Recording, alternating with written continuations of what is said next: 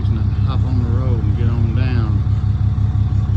Hot shotting in America, Arc Ridge Transport. What's going on, YouTube? Hot shotting in America, Arc Ridge Transport. Jonathan here. I have picked up that wide load that you have seen in the thumbnail and headed southbound I-55. Daggone, he's rolling. And permit load, so there's some rules we gotta abide by, and so on and so forth. And those rules are no driving 30 minutes after sunset, 30 minutes prior to sunrise. So it's just about dark, and I still haven't attempted to find a place to pull over yet, but I'm going to before I get hassled here by the DOT. And it took a little while longer, so I went there today to get the tractor picked up. I called the guy hours prior to getting there. He knew I was on my way. I said, I'm an hour out. I'll be there in an hour. And then I called him as I was 20 minutes.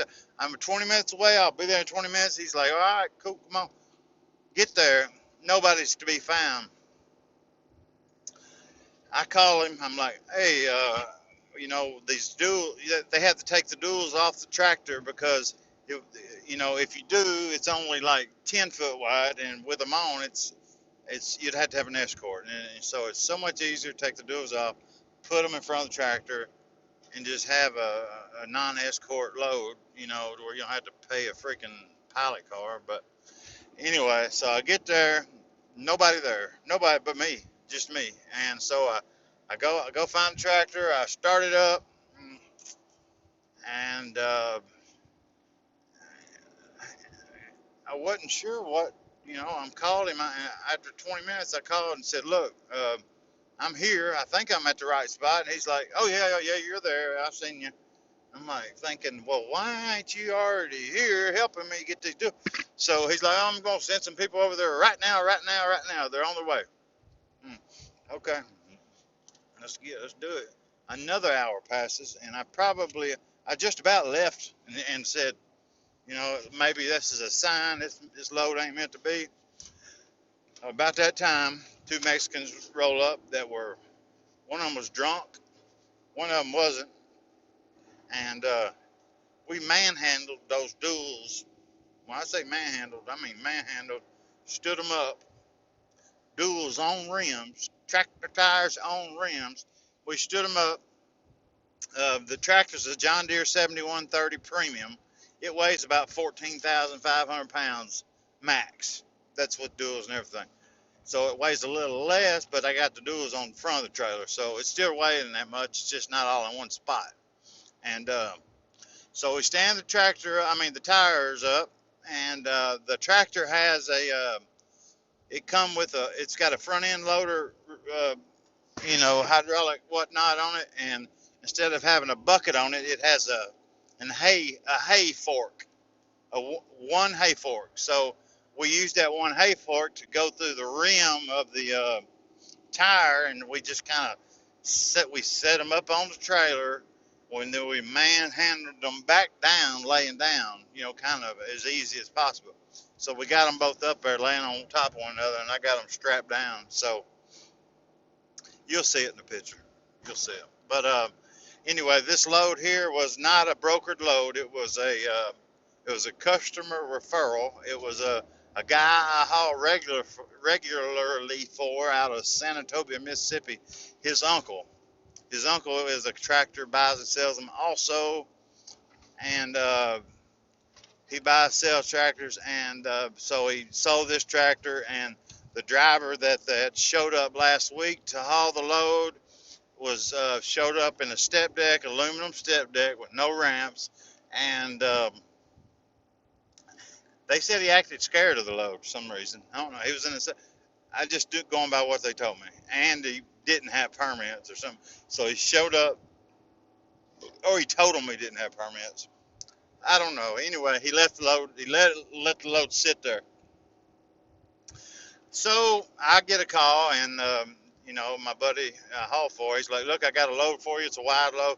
He said, here's what the guy's expecting to pay," and I'm like, you know, he's 335 a mile, and he's gonna pay for the permits, which is $240 for 3 states, which isn't bad. I use reliable permits. I don't use JJ Keller no more. It would have been double that much. It would have been $500 if I would have used JJ Keller.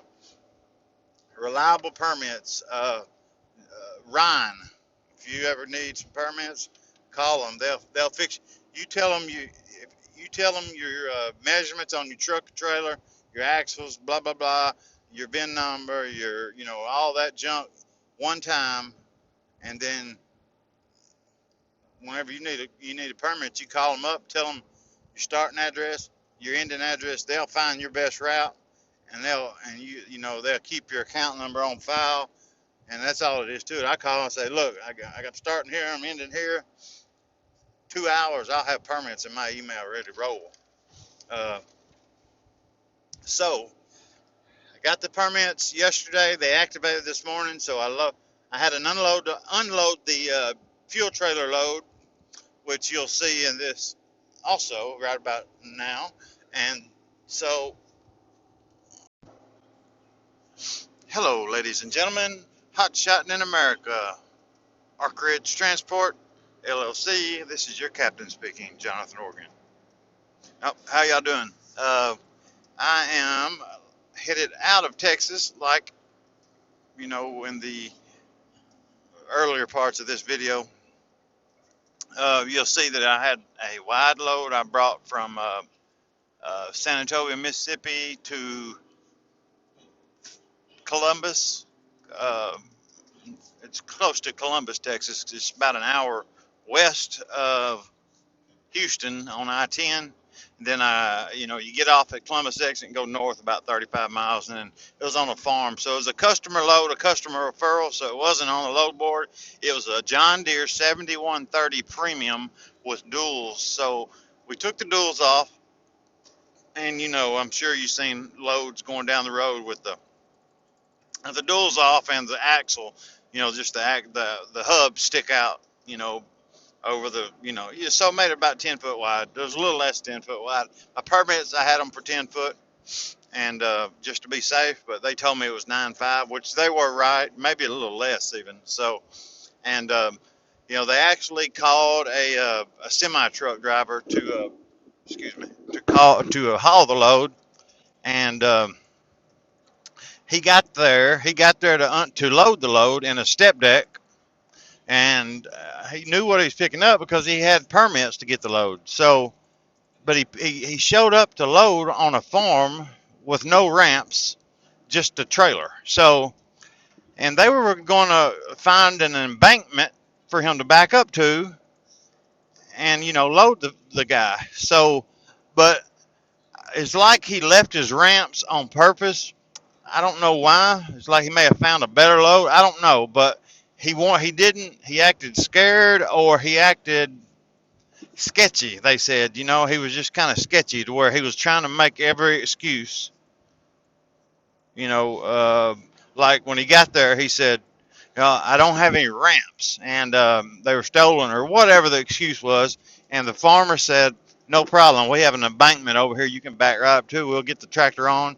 And the guy he was taking it to had ramps. So anyway, he made up another excuse after that. So you can. It's hard to say what his plans were or what his agenda was, but it's safe to say that he didn't want to haul that load for whatever reason, and I don't know why, because the gentleman pays cash, and he offered over $3 a mile, which I'm okay with. You know what I mean? It's a wide load, and he offered to split the permits with me, and yeah, 7130. First off, I'm thinking that was a heavier tractor than what they told me. Because a dual tractor, which you've seen in the earlier part of this video, with the duals on it, that's the tractor pulling, uh, floats and DMIs and discs through the field getting ready to plant. And, so those tractors, in my mind, I thought they weighed more than 16,000 pounds, but turns out this particular model, excuse me, come on over, buddy, um, only weighed, now the specs said in between 9 and 13, and I believe they're right. The only thing is it catches a lot of wind because of how big it is. And so the first day I drove 60 mile an hour, and all of the scale houses was closed for the most part until I got to Louisiana. And I only drove 60 with that big hunk of tractor, wind blocking heavy tractor on my trailer. And I got 9 miles to the gallon, but I got a deleted truck. So, um, oh my gosh, this trailer here has 1, 2, 3, 4, 5, 6, 7, 8, 9, 10, 11, 12, 13, 14, 15, 16, 17 axles. If it wasn't illegal, I would have picked my phone up and filmed them all. It's oh my God, I've never seen a trailer with that many axles. I mean, he must be fixing to be hauling some weight with that thing. But anyway, where was I? My goodness. Anyway, I get the tractor picked up and I'm going down the road. I figure out, look here, I'm fixing to set my cruise on 60 until I get in the hills. If I hit any hills, flat land, 60 mile an hour, 9.95 fuel mileage depending on the wind. And so day 2, I wake up south of Jackson, Mississippi, and I take off. But while I'm going south, I had a headwind, and I turn on and go west on 10 or 12 down in Hammond, Louisiana, and I lose the headwind. So I kick it up to about 63, 64 mile an hour, and I still got decent fuel mileage. So I didn't charge the guy because I was expecting 6, 7 miles to the gallon. So I didn't really charge the guy for the permits like I told him I was, because I got 3 miles more to the gallon than what I had figured in the quote. So, you know what? I try to do my customers right. I try to do people right. I know if I were in their position and I had to, spend $2,500 on a shipping bill, and I had a driver that was honest with me and did that to me, I would call him again to haul another load for me first. So that's and it's just the right thing to do. It's how I was raised, I guess. So anyway, I'm grateful for the load. The referral is a customer that he sells tractors at a dealership, and he also buys and sells tractors off of auctions online and all over the country. He'll buy them and he'll bring them home. He'll fix them up and then he'll resell them. So I'll haul them for that. I haul tractors for that guy wherever he buys them from, back to San Antonio, Mississippi. And then if he sells it, most of the time the customer, if he don't come get it himself, will let me haul it for him. And I charge that guy just a flat $2 a mile. And I may have to go up on it because the diesel's going up so high. But as of right now, I'm going to stick with it because he gets so much business to me. That guy is how I come about this load. It was his uncle who sold the tractor to the guy down in Texas, and so his uncle said, "Look, call your guy," because the guy that I had figured out was going to haul it, he's acting sketchy, and so anyway, so he called me. And I touched base with the guy who was down in Texas. We agreed on a rate, which was $3.35 a mile. I charged him $3.25 a mile when I got there. 715 miles, which is $2,375 or $25 or something like that. I forget. So he paid a $700 check, and the rest was cash. So I like customers that pay in cash for obvious reasons, and you know, I mean it's a good thing, you know what I mean? Because you can do your, I mean, you got to keep your cash receipts. You can still use this money on your business, but you gotta write cash on your receipt. Keep those separate because your accountant or whoever does your taxes is going to have a hard time. So it's just easier to write cash and keep them separate and file them in a different. I keep my receipts in a little deal like this. I got stuff labeled like here, and I put my fuel in one. I put my cash in one. I put my food in one, lodging, supplies, etc. And it's so much easier for my accountant. Just I keep them separated for her, and it's so much easier for her. That that's it's something that don't really you know take that much effort to do. And whenever I get diesel, since I'm a CDL IFTA, I write what state I'm in, and I write the amount of gallons I bought. Right then and there, as I'm pumping diesel, when I get done, I write it down. That way, I don't have to go by at the end of the quarter when it's time to file my IFTA and look at every single receipt and do that. You know what I mean? I don't have to go back and count up all the gallons and the miles and blah blah blah blah blah. So that's why I do it, and that's how I do it. Excuse me. And so I was just going to give an update. I picked the load up this morning, which here is the load right here. I'll put it on there.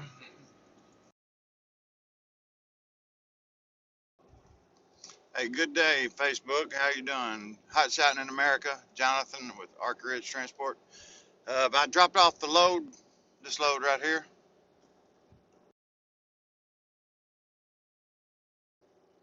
and dropped it off in Little Rock.